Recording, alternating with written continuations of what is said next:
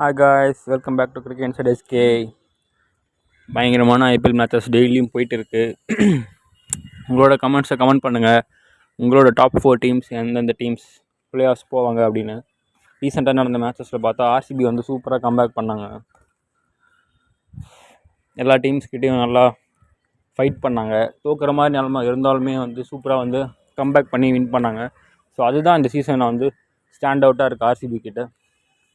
Delhi Capitals வந்து actually ஜெயிச்சிருவாங்கன்னு எல்லோரும் நினச்சோம் அந்த மேட்ச்சில். பட் ஆர்சிபி வந்து நல்லா புல் பேக் பண்ணாங்க. டிம் டேவிட் ஒரு சூப்பரான இன்னிங்ஸ் வந்து அடிச்சு கொடுத்தாரு. அவரோட வேலையை வந்து அவர் கரெக்டாக பண்ணுறாரு எல்லா மேட்ச்லையும். சில பேர் சொல்லலாம், என்ன ப்ரோ கோலி வந்து சும்மா ஓடி மேட்ச் ஆடிட்டுருக்காரு, ரன்ஸ் அடிக்கலை, 6 and 4 அடிக்கலை, அந்த மாதிரி சொல்கிறவங்களுக்குலாம் ஒரே ஒரு விஷயந்தான், T20 game is not about 6 and 4s. அந்த மாதிரி ப்ரெஷர் சுச்சுவேஷனில் வந்து ஒருத்தர் நின்று அடிக்கலை அப்படின்னா கண்டிப்பாக ப்ரெஷர் ஆகி டீம் வந்து கொலாப்ஸ் ஆக நிறைய சான்சஸ் இருக்குது. ஸோ எக்ஸ்பீரியன்ஸ் விராட் கோலி என்ன பண்ணியிருக்காரு, குணால் பாண்டியா வந்து இவர்கிட்ட சொல்லியிருக்காரு, நான் சான்ஸ் எடுக்கிறேன், நீ ஒரு பக்கம் நின்றுட்டே இரு. சேசிங்னு வந்துட்டா விராட் கோலி வந்து கிங்குன்னு எல்லாருக்குமே தெரியும். ஸோ இந்த பக்கம் விராட் கோலி இருக்கனால அவங்க ப்ரெஷர்லேயே இருப்பாங்க. அண்ட் குணால் பாண்டியா சான்ஸ் எடுத்து பயங்கரமாக கேமை ஃபினிஷ் பண்ணி கொடுத்தாரு. சூப்பரான பேட்டிங் எபிலிட்டி கொண்டு வந்தார். அஃப்கோர்ஸ் ஒரு 9 இயர்ஸ்க்கு அப்புறமா ஒரு சூப்பரான பேட்டிங் இன்னிங்ஸ் பர்ஃபார்மன்ஸ் பார்த்தோம் குணால் பாண்டியா கிட்டேருந்து. அவரோட பெஸ்ட் வந்தது இந்த சீசனில் ஆர்சிபிக்காக வந்தது வந்து ஆர்சிபி டீம் ரொம்ப லக்கின்னு சொல்லிடணும். அண்ட் விராட் கோலியும் நல்லா ஃபினிஷ் பண்ண பார்த்தாரு. பட் ஒரே ஒரு 6 அடிக்க முடியல. கொஞ்சம் ஸ்லோவர் ஒன்று போட்டார் ஸ்டார்க்கு. ஸோ அது வந்து கேட்சாக போய் அவுட் ஆகிட்டார். ஸோ டாப் ஆஃப் த டேபிளில் இருக்காங்க. How are you feeling RCB fans?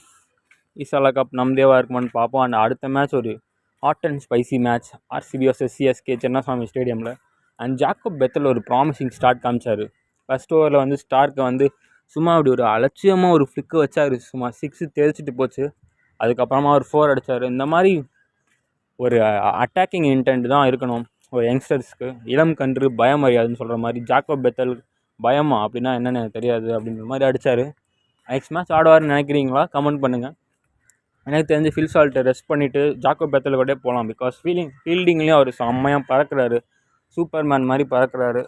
So Chinnasamy ஸ்டேடியமில் fielding ரொம்பவே முக்கியமாக இருக்கும். ஃபில் சால்ட்டையும் குறை சொல்ல முடியாது. பட் ஒரு யங் ஜென்ரேஷன்னால் ஒரு 2-3 கேம் ஆடட்டுமே.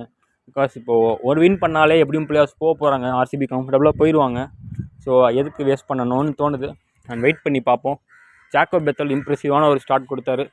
அண்ட் மிடில் ஆர்டர்லையும் அன்றைக்கி மட்டும் ஜிதேஷ் சர்மாவை அனுப்பாமல் குணால் பாண்டியாவை அனுப்பிச்சது வந்து ஒரு சூப்பரான 3 சொல்லி ஆகணும். டீம் மேனேஜ்மெண்ட் ஆர்சிபி வந்து கன்னாக இருக்காங்க இந்த வருஷம்.